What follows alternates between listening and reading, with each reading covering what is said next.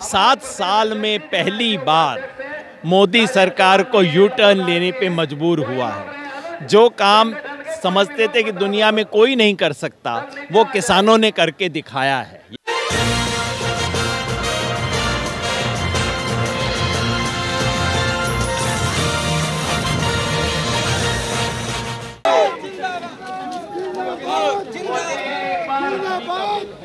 पराली वाला मुद्दा है और इसके अलावा आंदोलन के दौरान जितने भी किसान शहीद हुए हैं, जितने झूठे मुकदमे चलाए हैं, सब मुद्दे अभी बाकी हैं।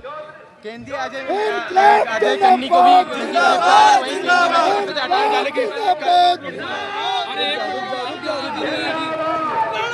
अब एक मिनट रंजीत भाई, अजय मिश्रा टन्नी की गिरफ्तारी, वहीं उनको केंद्रीय मंत्रिपरिषद से हटाए जाने की मांग भी की जाएगी क्या? बाकायदा हमने ऑलरेडी की है। कल हमने रात को प्रधानमंत्री जी को चिट्ठी लिखी है जिसमें हमने कहा है कि हाँ, आपने जो घोषणा की इसका स्वागत करते हैं, लेकिन हमारे कई मुद्दे हैं जो बाकी हैं। एमएसपी का मुद्दा बाकी है, बिजली बिल और पराली बिल का मुद्दा बाकी है, और इस आंदोलन के दौरान जो हुआ, इतने झूठे मुकदमे, हजारों झूठे मुकदमे सरकार ने किए हैं। अजय मिश्रा टेनी जो कि पूरे लखीमपुर कांड के सूत्रधार थे, वो आज भी छुट्टे घूम रहे हैं। उन्हें बर्खास्त किया जाए, गिरफ्तार किया जाए, और जो किसान शहीद हुए हैं उनके परिवारों के लिए मुआवजा और एक शहीद स्मारक बनाने की व्यवस्था हो, ये सब मांग हमने प्रधानमंत्री से की है और हमें उम्मीद है कि हमें सकारात्मक जवाब मिलेगा। उसके आधार पे हम अपना आगे की दिशा तय करेंगे। सर, पहले कहा गया था पंचायत का क्या इम्पैक्ट पड़ सकता है? पहले तो एक किसान पंचायत हुई थी, उस वक्त तो था कि हाँ भाई, हम 3 कानूनों को खारिज करने और बाकी सब मांग का करें।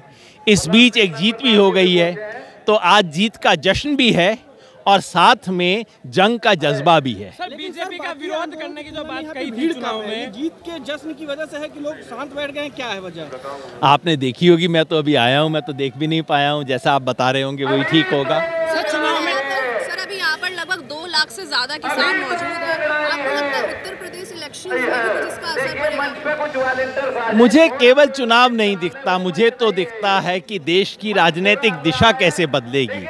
और 7 साल में पहली बार मोदी सरकार को यू टर्न लेने पे मजबूर हुआ है। जो काम समझते थे कि दुनिया में कोई नहीं कर सकता, वो किसानों ने करके दिखाया है। यानी कि इस सरकार को उल्टे पांव लौटने के लिए मजबूर किया है।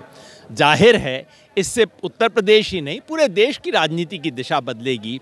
ये जो तिलिस्म था सत्ता का, कुछ नहीं हो सकता, ये कभी पीछे नहीं हटेंगे, तिलिस्म टूटना शुरू हुआ है। और एक बार तिलिस्म टूटता है तो बड़ी तेजी से टूटता है। अगर एमएसपी की गारंटी पे बात नहीं करते तो ये प्रोटेस्ट कितना लंबा चल सकता है? देखिए, प्रधानमंत्री एमएसपी के सवाल को भूल जाएं तो हम थोड़े भूलेंगे। हमारे लिए तो सवाल है, संघर्ष जारी रहेगा। संघर्ष का स्वरूप क्या होगा, ये फैसला मोर्चे को लेना है।